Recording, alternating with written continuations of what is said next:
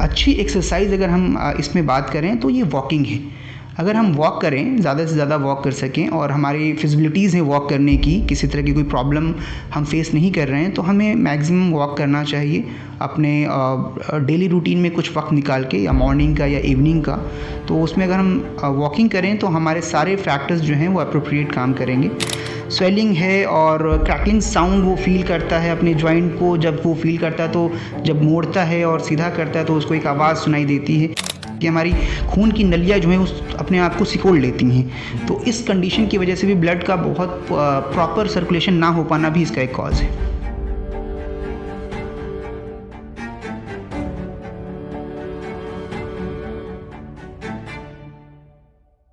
Hello, a very warm welcome to all of you. आज हम आपके लिए लेके आए हैं पॉडकास्ट का एक नया एपिसोड डॉक्टर अशरफ शो में।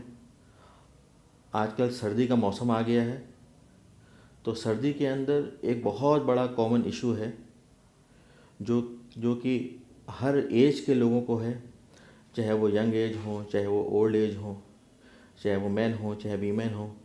सभी लोग जो है इस इशू से परेशान हैं, और वो इशू है जॉइंट पेन, जो कि वैसे तो रहता है लेकिन जाड़ों के अंदर जो है इसके अंदर बहुत ज़्यादा इजाफ़ा हो जाता है, या एक बात कहें तो बहुत ज़्यादा बढ़ जाता है। तो इसी इम्पॉर्टेंट टॉपिक पे बात करने के लिए आज हम इस नए एपिसोड में डॉक्टर अम्मार सर के साथ हैं, जो कि जो है एक रिनाउंड फिजियोथेरेपिस्ट हैं और Integral Institute of Medical Science Lucknow में as an associate professor work कर रहे हैं। तो सर बहुत बहुत खुशामदीद हमारे शो के अंदर।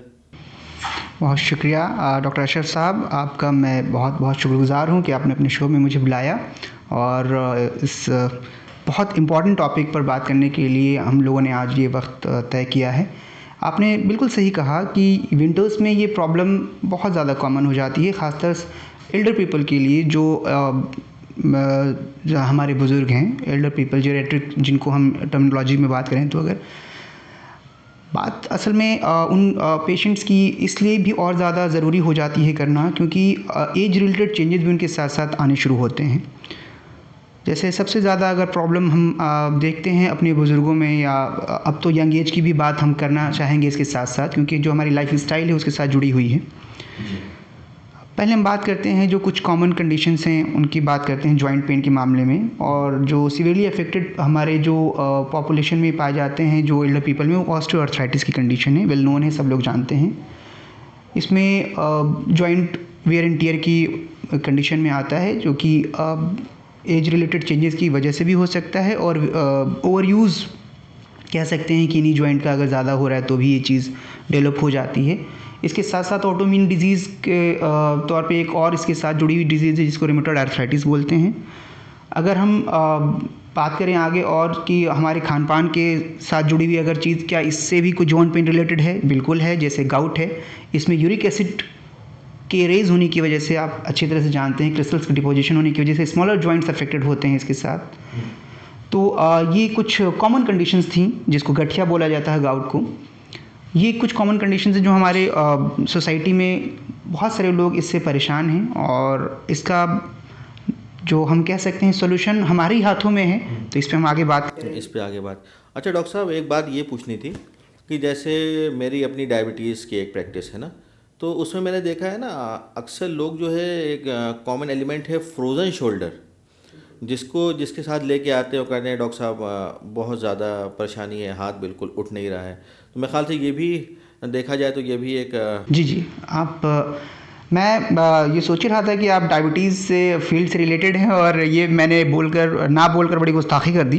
तो ये बिल्कुल बात सही कही आपने कि डायबिटीज़ के जो पेशेंट्स हैं उनके साथ एक कॉमन प्रॉब्लम है फ्रोजन शोल्डर, और हम तो आए दिन इन पेशेंट्स को ट्रीट कर रहे हैं, जो कि बहुत ज़्यादातर जो पेशेंट हमारे फ्रोजन शोल्डर के हैं वो डायबिटीज़ रेज जो इनका होता है, जिनकी कॉम्प्लिकेशंस रहती हैं ब्लड शुगर लेवल हाई होने की वजह से, उनके साथ ये फ्रोजन शोल्डर की कंडीशन बढ़ी रहती है। इसमें हमारे जो शोल्डर्स की कैप्सूल्स में एक्चुअली प्रॉब्लम आती है, जो कि स्टिफ होना शुरू हो जाते हैं, और जो कैविटी है और कैप्सूल का जो कॉम्बिनेशन है वो डिस्टर्ब हो जाता है।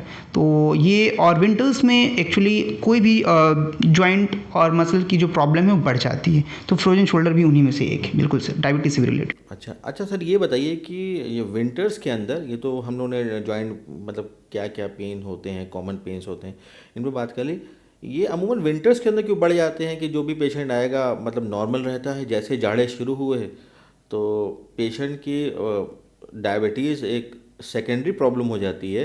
मेन कंसर्न उनका ये हो जाता है कि डॉक्टर साहब पैर में या घुटनों में या दर्द बहुत है, तो विंटर्स में ये बढ़ क्यों जाता है असल में?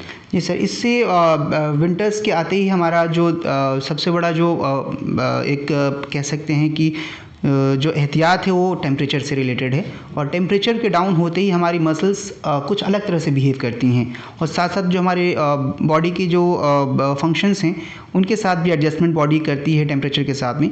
तो जो एल्डर पीपल हैं उनका जो टेम्परेचर का अडेप्टेशन है, कंडीशनिंग है, वो बहुत डिस्टर्ब रहता है, जिसकी वजह से ये प्रॉब्लम्स स्टार्ट हो जाती हैं।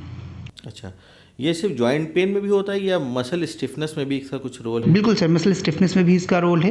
एक्चुअली टेम्परेचर डाउन होते ही हमारी मसल्स भी अलग बिहेव करती हैं, और मसल्स की जो कॉन्ट्रैक्टिलिटी का जो फैक्टर है वो चेंज हो जाता है, जिसकी वजह से मसल्स स्टिफनेस की प्रॉब्लम हमारे पेशेंट में बढ़ जाती है।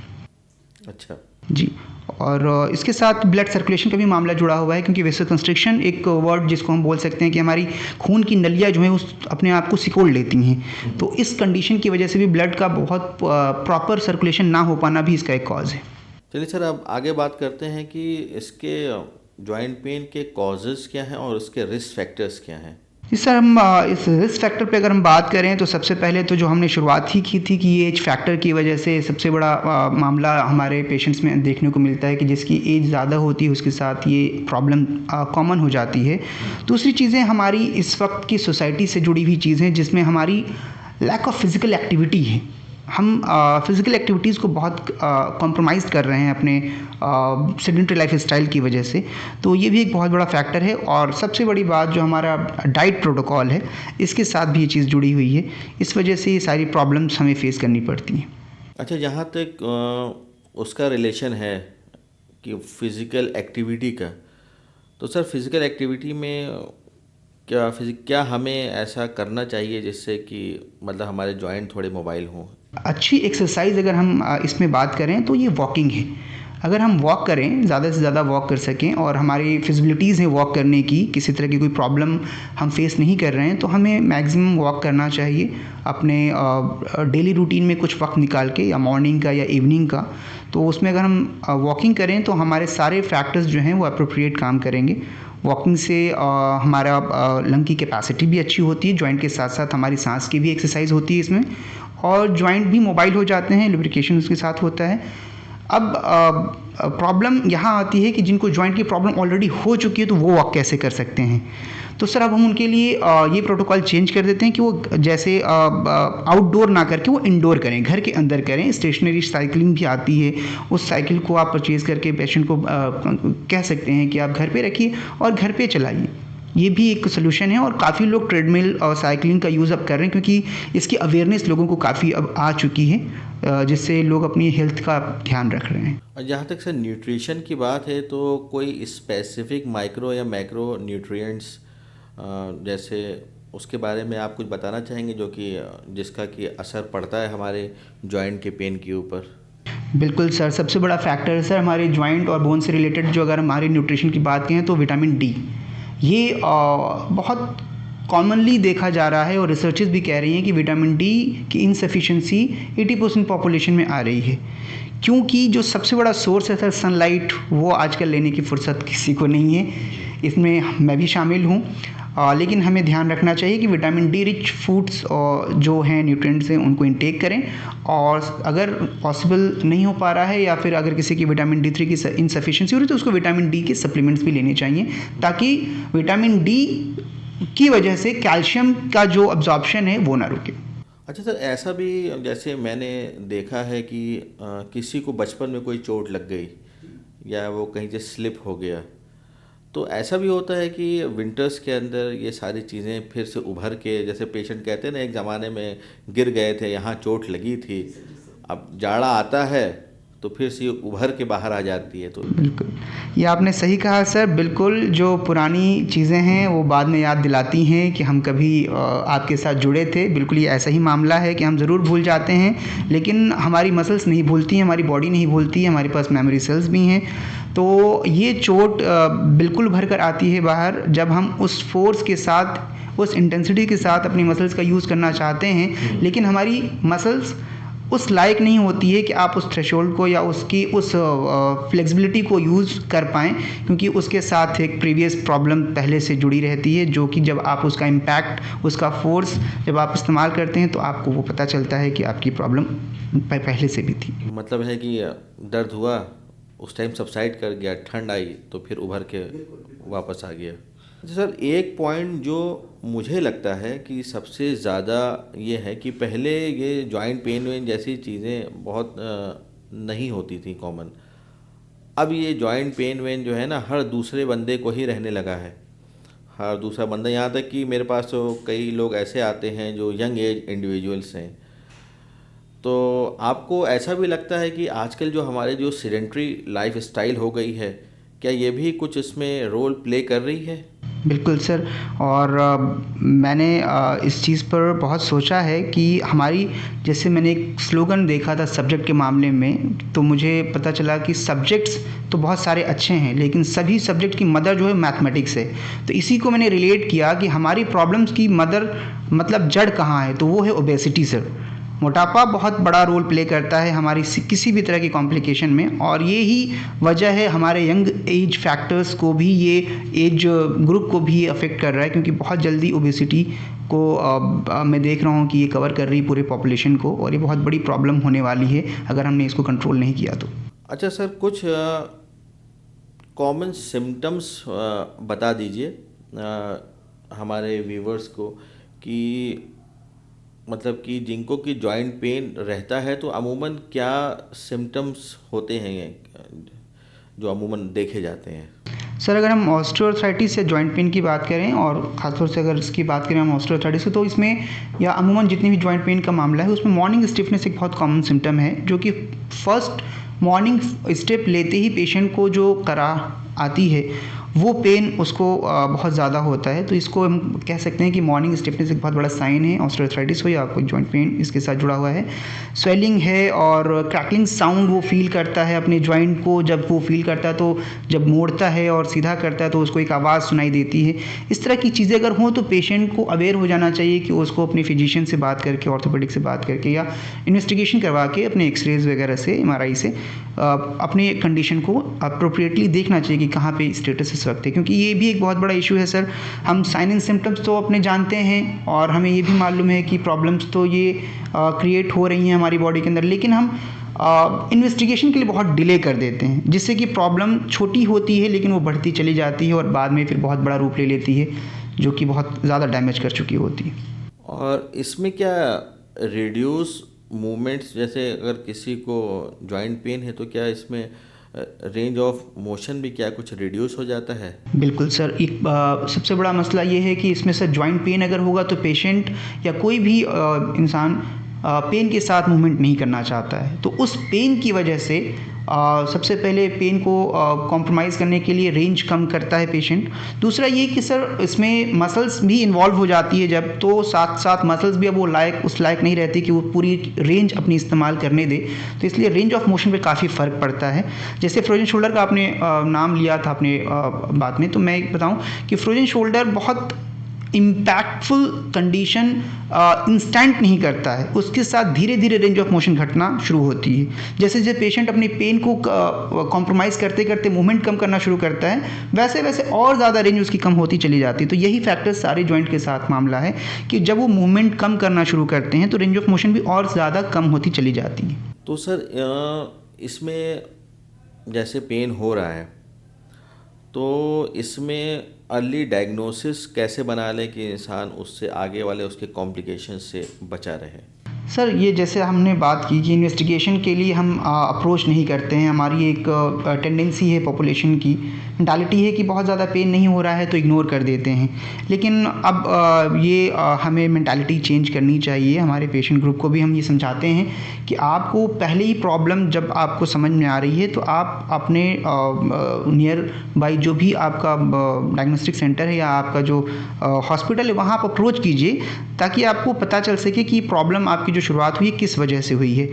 इसी अप्रोच के थ्रू ही अर्ली डायग्नोसिस को किया जा सकता है सर, वरना डिलेड डायग्नोसिस की वजह से बहुत सारी प्रॉब्लम जो पहले ट्रीट की जा सकती हैं शुरुआती दौर में, वो ट्रीट नहीं हो पाती हैं और वो बहुत बड़ा एक कॉज होती हैं उस प्रॉब्लम को बढ़ने देने के लिए। और इसमें एक हमारी कमी होती है कि हम उसको जल्दी से जल्दी डायग्नोज नहीं कर पाते हैं, क्योंकि डॉक्टर या कोई भी फिजिशियन किसी भी हॉस्पिटल में आप जब अप्रोच करेंगे तभी आपके डायग्नोस्टिक प्रोसीजर्स को शुरू किया जाएगा इन्वेस्टिगेशन के थ्रू। अच्छा सर, एक बात ये पूछनी थी कि prevention is better than cure हमेशा कहा गया है, तो इसमें क्या प्रिवेंशन हमें लेना चाहिए कि इस टाइप की चीज़ें डेवलप ना हो? सर जो इस प्रॉब्लम को ट्रीट करने के लिए मैंने बातें रखी जो कि मैनेजमेंट के पास, यही पार्ट भी सर प्रिवेंशन ही है। हम हमेशा एक पेशेंट को तब पाते हैं जब वो प्रॉब्लम में हमारे पास आता है और फिर हम उसको एक्सरसाइज बताते हैं। लेकिन असल बात ये है सर कि उसको एक्सरसाइज तो हमेशा करनी चाहिए, और किसी कंडीशन की वजह से नहीं, उसको एक्सरसाइज अपनी बॉडी को फिट रखने के लिए करनी चाहिए। जो आपने प्रिवेंशन की बात यहाँ पे भी यही है कि अगर वो एक्सरसाइज करता रहेगा तो उसको किसी भी तरह की प्रॉब्लम बॉडी की बहुत जल्दी किसी भी तरह से कॉम्प्लिकेट नहीं करेगी।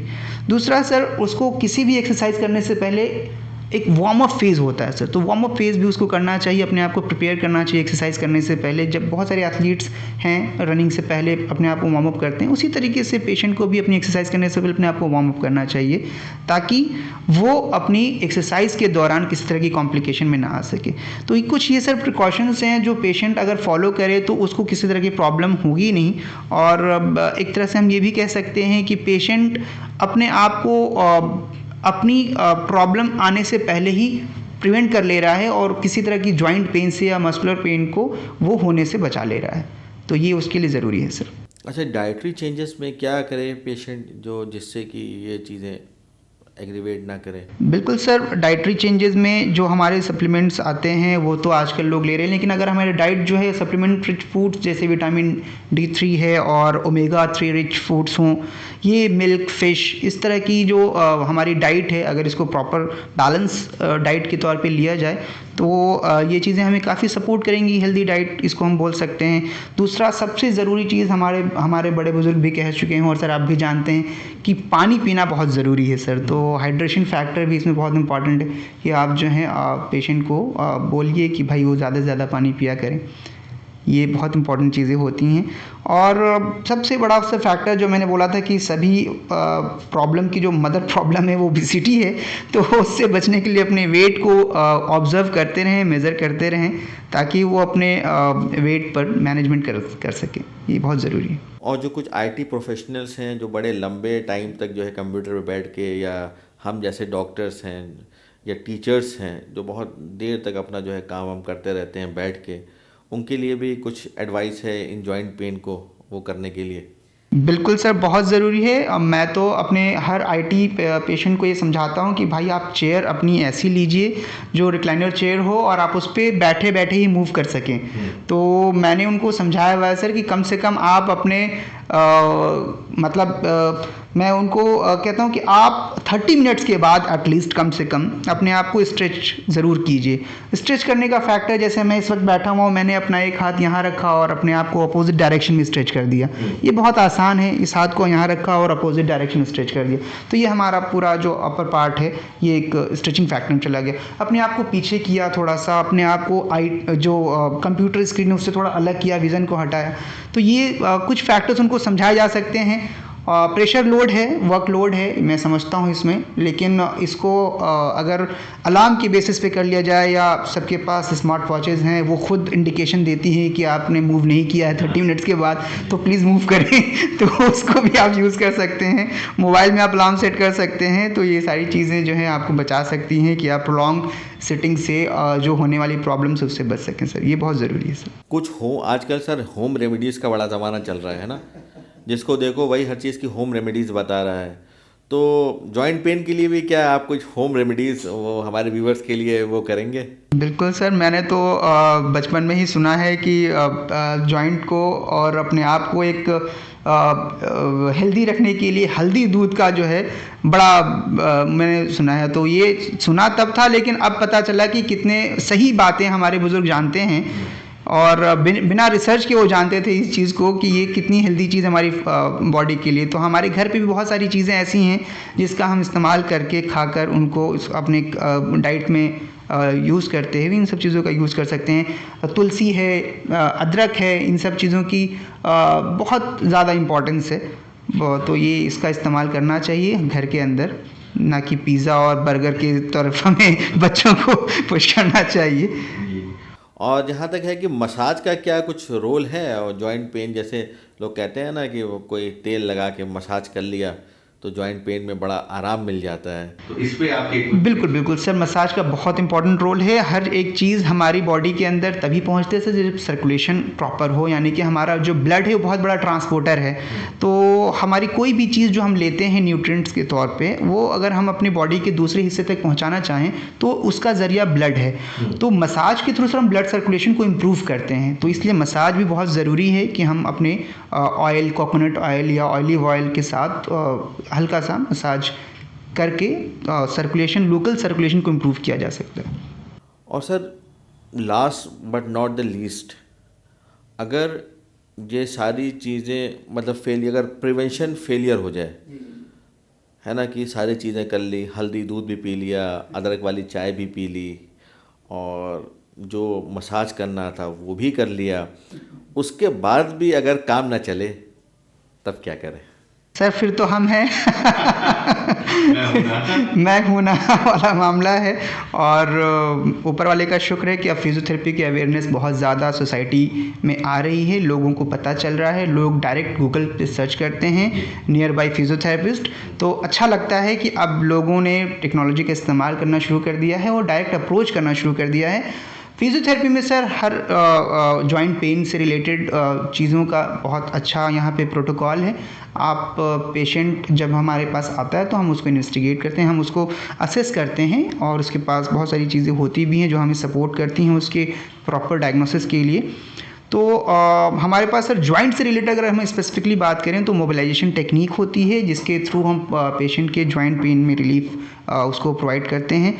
और सर स्ट्रेंथनिंग एक्सरसाइजेज बहुत ज़रूरी होती हैं। जैसे अगर मान लेते हैं ऑस्टियोआर्थराइटिस में जो वेयर एंड टियर हो चुका है और कुदरती तौर पे जो चीज़ ख़राब हो चुकी है, कार्टिलेज डिस्ट्रक्ट हो चुकी है, डिजनरेट कर चुकी है, तो हम दोबारा उसे तो जनरेट नहीं कर सकते, लेकिन हम उसकी सराउंडिंग की मसल्स को इतनी स्ट्रेंथनिंग प्रोवाइड करते हैं ताकि जो वेट बेयरिंग की वजह से नी जॉइंट पे पेन हो रहा है उसको हम कुछ कंपनसेट कर सकें, उसको ओवरकम कर सकें। तो स्ट्रेंथनिंग एक्सरसाइजेज हमारी क्वाड्रिसेप्स हैं, हमारी हैमस्ट्रिंग्स हैं, और अपर लोअर लिम्ब की जो हमारी मसल्स हैं उसकी स्ट्रेंथनिंग एक्सरसाइजेज बहुत ज़रूरी हैं। तो ये भी हम पेशेंट को सर करा सकते हैं जिससे कि पेशेंट फर्दर कॉम्प्लिकेशन से बच सके। अच्छा, ये जैसे आपने स्ट्रेंथनिंग एक्सरसाइजेस करवा दी, इसके अलावा भी आपके पास, अब तो जैसे आपने बताया फिजियोथेरेपी के अंदर भी बहुत ज़्यादा एडवांसमेंट आ गए हैं, तो इसके अलावा कौन कौन से अमूमन प्रोसीजर्स, मतलब कि क्या क्या मशीन्स या क्या क्या प्रोसीजर्स होते हैं? क्योंकि मैं एक बार मेरा इंटीग्रल इंस्टीट्यूट में ही जाना हुआ था तो मैंने देखा था कई मशीन्स रखी हुई थी। मैंने पूछा तो मालूम हुआ कि कुछ शॉर्ट वेव डायथर्मीस टाइप का कुछ बताया गया था। तो उसके बारे में थोड़ा सा बता दें ताकि लोगों को लगे कि नहीं भाई फिजियोथेरेपी से हड्डी सीधी करना और वो काम करना, ये चीज़ों में एडवांसमेंट आ रहा है। बिल्कुल सर, मोडालिटीज़ में तो रोज़ नए नए एडवांसमेंट हमारे यहाँ आते रहते हैं और हमारी मोडालिटीज़ अपडेट होती हैं। तो हमारी मोडालिटीज़ तो बेसिक जो मॉड्यूल्स हमारे हैं SWD और IFT और टेंस, ये सब नाम हैं हमारे। जब पेशेंट हमारे फिजियोथेरेपी क्लिनिक में जाते हैं तो उनको पता चलता है कि इन मशीनों का क्या इस्तेमाल है जब फिजियोथेरेपिस्ट अप्लाई करता है उनकी प्रॉब्लम में। लेकिन सर मशीन और भी ज़्यादा एडवांसमेंट हमारे पास आ रही हैं। जैसे कि अगर हम बात करते हैं जॉइंट पेन में, तो हमारे पास पैराफिन वैक्स बाथ नाम की एक मोडालिटी है सर। उसमें हमारा पेशेंट पूछता है हमसे कि सर ये क्या आप लेप लगा रहे हैं हमारे जॉइंट पर, तो हम उसे समझाने के लिए एक सिंपल वे में बोल देते हैं कि ये मोम का लेप है, आपके घुटनों पे लगाया जा रहा है। हालांकि वो पैराफिन ऑयल और वैक्स का कॉम्बिनेशन जो है वो किया जाता है, जिससे कि लेयर कोटिंग की जाती है। और बहुत हमारे ट्रीटमेंट में फिजिक्स का बड़ा अच्छा इस्तेमाल होता है सर, ताकि हम हीट को कंजर्व कर सकें उस लेयरिंग के थ्रू, उस कोटिंग के थ्रू। एक कोटिंग के बाद दूसरी कोटिंग का पर्पज़ ये कि पहली वाली कोट की जो हीट है उसको वहीं कंजर्व कर लिया जाए, इंसुलेट कर दिया जाए, और वो ज़्यादा से ज़्यादा टाइम तक जॉइंट को जो है हीटिंग प्रोवाइड कर सके। ये हमारी जॉइंट पेन की रिलीफ में सर काफ़ी मददगार ये मोडालिटी है। उसके अलावा सर अगर इसके सेकंड जैसे जो फिजियोथेरेपी होगी, इसके बाद और कौन से ट्रीटमेंट ऑप्शंस बचते हैं? सर अगर अब बात की जाए कि अगर पेशेंट ने बहुत ज़्यादा देर कर दी फिजियोथेरेपिस्ट को अप्रोच करने में और पहुंचने में, और किसी भी तरह से उसे आराम नहीं मिल रहा है, तो हमारा सजेशन ये भी होता है, हम जब देखते हैं कि अब किसी तरह की भी थेरेपी काम नहीं आ सकती है, तो लास्ट ऑप्शन सर एक सर्जरी का होता है, जिसमें भी कोई गुरेज नहीं। हम अगर पेशेंट को देखते हैं कि इसके घुटने बहुत ज़्यादा ख़राब हो चुके हैं और ऑर्थोपेडिक का सजेशन बहुत ज़रूरी है इसके साथ में, वो देखते हैं वो भी, तो सर इसमें नी ट्रांसप्लांट किया जाता है। TKR बोलते हैं, टोटल नी रिप्लेसमेंट इसको बोलते हैं एक्चुअली। तो ये ऑपरेशन सर फिर लास्ट ऑप्शन रहता है, सर्जिकल प्रोसीजर में पेशेंट को जाना पड़ता है। एक पर्सनल लेवल पे क्वेश्चन ये है sir, how do you feel being a physiotherapist? Sir अगर मैं सच कहूँ, I am very fortunate that I have chosen this field. Actually मेरा पर्सनल में मैं आपको अपने बता दूं बात, और मेरे सुनने वाले व्यूवर्स भी ये समझें इस चीज़ को कि एक पर्सनल इंटरेस्ट आपके अंदर होता है, जो आपका इनेट इंटरेस्ट होता है, वो आपको कभी पता नहीं चलता, आपके सबकॉन्शियस माइंड में रहता है। लेकिन जैसे जैसे अब आपको अपने करियर की फ़िक्र होने लगती है, तो आप सोचने लगते हैं कि अब मुझे 12th के बाद क्या करना चाहिए। तो ये मैं बताऊं कि मेरे दिमाग में ये ज़रूर मुझे पता था कि मुझे ये चीज़ नहीं करनी है, लेकिन फिर इसके साथ मुझे मेडिकल में क्या करनी है ये नहीं पता था। अच्छा। अगर मैं इसको नहीं करता हूँ, जैसे मुझे MBBS पसंद मेडिसिन की वजह से नहीं थी, कि मेडिसिन का बहुत ज़्यादा रोल रहता है, क्योंकि मेरे फादर डॉक्टर हैं, और अनफॉर्चुनेटली मुझे मेडिसिन से बहुत ज़्यादा लगाव नहीं था। अच्छा। क्योंकि मेडिसिन के साइड इफ़ेक्ट्स बहुत होते थे, तो मुझे लगता था कि कुछ इसके चीज़ हटकर होनी चाहिए, लेकिन क्या होनी चाहिए मुझे नहीं मालूम था। फॉर्चुनेटली मेरी एक आदत थी कि मैं अखबार पढ़ता था, तो पेपर में मैंने एक दिन आर्टिकल पढ़ा फिजियोथेरेपी के ऊपर, और ये आदत की वजह से मुझे फिजियोथेरेपी के बारे में पता चला। फिर मैंने इसके बारे में सर्च किया और मुझे पता चला कि फिजियोथेरेपी बहुत अच्छी फील्ड है। इवन मैंने काफ़ी बड़े लेवल पे लोगों से बात की कि फ़िज़ियोथेरेपी का क्या स्कोप है, फ़िज़ियोथेरेपी में क्या किया जाता है, और हर एतबार से जब मैं मुतमईन हो गया, मैं सेटिस्फाई हो गया, तो मैंने इस फील्ड को खुद से चुना है। वरना होता ये है कि फ़िज़ियोथेरेपी या और बाकी कोर्सेज़ मेडिकल में कभी कभी ऐसा सुनने में आता है, बच्चे रिफ्यूज़ल केसेस में बाकी कोर्सेज़ लेते हैं क्योंकि उनका नीट में नहीं हो पाया या मेडिकल क्वालिफाई नहीं कर पाए। लेकिन ऐसा नहीं है, हर एक इम्पॉर्टेंट फील्ड आपके लिए अलग इम्पोर्टेंस रखती है। तो फिज़ियोथेरेपी भी फील्ड सर मुझे बहुत अच्छी लगी, और इस वजह से मैंने इसमें अपना स्कोप देखा और मैंने यहाँ से शुरुआत की। और इसमें हम एक डिवाइन फीलिंग के साथ पेशेंट के साथ अटैच होते हैं। पेशेंट की ट्रीटमेंट के दौरान हम उसको पर्सनल लेवल पे एक तरह से केयर करते हैं उसकी, और उसके रिहैबिलिटेशन तक में भी हम जाते हैं। काफ़ी लंबे टाइम तक पेशेंट के साथ हमारा इंटरेक्शन रहता है, और पेशेंट का फॉलोअप भी हम करते हैं कि पेशेंट जो हमारे पास आया था, अब 2 महीने बाद उसका क्या स्टेटस है। पेशेंट खुद भी हमें बताता है कि सर पहले मुझे बहुत ज़्यादा नी पेन था, बहुत ज़्यादा दिक्कत में था, या सर्वाइकल था, या लो बैक पेन था, लेकिन अब सर मैं ठीक हूँ, आपकी बताई हुई एक्सरसाइज में लगातार करता हूँ। और बहुत बड़ी बात तो नहीं है, और आजकल कॉमन हो गया है कि कुछ पेशेंट्स ऑपरेशन के सजेशन के बाद भी रिकवर हो जाते हैं फिजियोथेरेपी ट्रीटमेंट की वजह से, और उनको ऑपरेशन की ज़रूरत नहीं पड़ती है। जस्ट लाइक PIVD के केसेस में अगर उनका ग्रेड बहुत ज़्यादा आगे नहीं है प्रोलैप्स डिस्क का, तो उनको बैक की स्ट्रेंथनिंग एक्सरसाइजेस की ज़रिए जो स्लिप डिस्क की प्रॉब्लम है वो ट्रीट किया जाता है, और उसमें काफ़ी हद तक देखा गया है कि पेशेंट रिकवर होने के बाद उनको सर्जरी की ज़रूरत नहीं पड़ती। तो ये भी एक बहुत बड़ी बात है कि आप पेशेंट को सर्जरी के तरफ जाने से बचा ले जा रहे हैं, और वो उस कॉम्प्लिकेशन से बच जा रहा है जो सर्जरी के बाद उसको होने वाली होती है। लेकिन अल्टीमेटली मैंने लास्ट में बताया कि अगर कोई ऑप्शन नहीं बचता है तो फिर सर्जरी ही ज़रूरी होती है। अच्छा, एकेडमिक बैकग्राउंड क्या रहा है आपका? सर एकेडमिक बैकग्राउंड तो मैं कहूँ बहुत ही ज़्यादा रैंडम रहा है। मैं एक शहर से दूसरे शहर, फिर उसके बाद कहीं और शहर, शुरुआत मेरी हुई मेरे स्कूल गांव से, और फिर मैं आगे बढ़ा तो फादर की पोस्टिंग पहाड़ों में थी। जब ये उत्तराखंड UP का पार्ट था तो वहाँ स्कूलिंग रही। फिर शौक अंदर जगह कि अलीगढ़ मुस्लिम यूनिवर्सिटी जाएंगे, तो माशाल्लाह वहाँ भी हाज़िरी रही, और फिर जामिया मिलिया को भी टच किया मैंने। इसीलिए मैंने शुरू में बताया कि बड़ा ही रैंडम और बड़ा ही चेंजिंग मामला रहा। और फिर उसके बाद सर ग्रेजुएशन के लिए मैं देहरादून गया अपने बैचलर फिजियोथेरेपी के लिए। उसके बाद दिल्ली फिर वापस आए और जामिया हमदर्द ज्वाइन हो गया हमसे, सिलेक्शन हुआ तो वहाँ हमने PG अपनी कंप्लीट की कार्डियोपल्मोनरी सेक्शन में अपने फिजियोथेरेपी के। और सर अब आपने इंट्रोड्यूस किया ही था कि इंटीग्रल केमिस्ट्री में है और साथ साथ PhD भी चल रही है। तो पढ़ाई के हमारी जो है जर्नी अभी तक जारी है। पढ़ाते भी हैं और पढ़ते भी हैं। हम खुद अपने आप को स्टूडेंट मानते हैं और सीखते रहना चाहिए। जो लोग फिजियोथेरेपी की तैयारी कर रहे हैं या जो लोग अपना कैरियर एज अ फिजियोथेरेपिस्ट लेके चलना चाह रहे हैं, उनके लिए आपका कोई सजेशन? बिल्कुल सर, अगर आपको अंदर से, मैंने इनेट इंटरेस्ट की बात की कि आपको ऐसा लगता है कि आप इस फील्ड के लिए बने हैं, इस फील्ड में आप अच्छा कर सकते हैं, वेलकम अपने आप को कीजिए इस फील्ड के लिए, और ये फील्ड भी आपको वेलकम करेगा।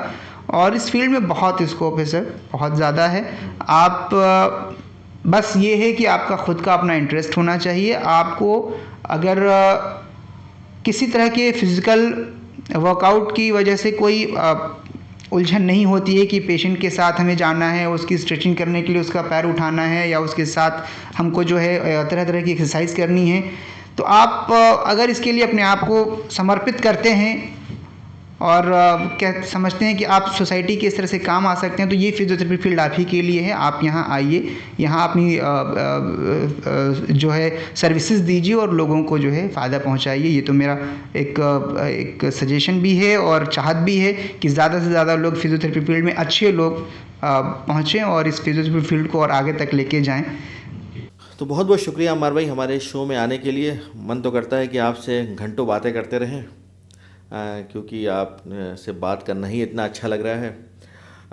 लेकिन माशाल्लाह जो भी हमारा इंटरेक्शन रहा उससे हमने काफ़ी कुछ जॉइंट पेन के बारे में भी सीखा, और जो है इसका ट्रीटमेंट, इसका प्रिवेंशन, इसके कॉजेज़, सारी चीज़ें आपने काफ़ी वाज़े तौर पे और काफ़ी डिस्क्राइब करके हमें बता दी।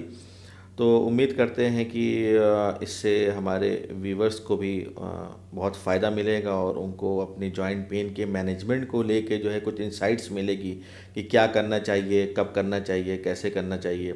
इंशाल्लाह उम्मीद करते हैं कि आगे भी आपसे मुलाकात होगी और किसी ऐसे ही और इंटरेस्टिंग टॉपिक के ऊपर रिलेटेड तो फिजियोथेरेपी, क्योंकि चीज़ें तो बहुत सारी हैं बात करने के लिए जिसके बारे में ऑडियंस को पता होना चाहिए। लेकिन ये है कि क्योंकि हम लोग बात नहीं कर रहे हैं, इसलिए अब वो लोग बात कर रहे हैं जिनकी बात की कोई क्रेडिबिलिटी नहीं है।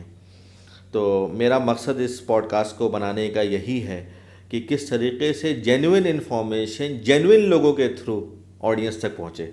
ये बहुत अच्छी कोशिश है सर आपकी। बहुत अच्छा लगा मुझे आपके इस प्लेटफॉर्म पर आने में, और मैं खुशनसीब समझता हूँ अपने आप को कि आपके साथ इंटरेक्शन हुआ और आपने इतनी इम्पॉर्टेंट टॉपिक को आज डिस्कस किया। इंशाल्लाह मैं हाज़िर हूँ, आप जब चाहेंगे मैं हाज़िर रहूँगा। आगे भी हम लोग इंशाल्लाह जो भी आप टॉपिक पे बात करना चाहेंगे हम बात करेंगे, जो कि सोसाइटी के लिए, वेलफेयर के लिए हम लोग अगर आगे बढ़कर काम कर सकें तो ये हमारी खुशनसीबी है।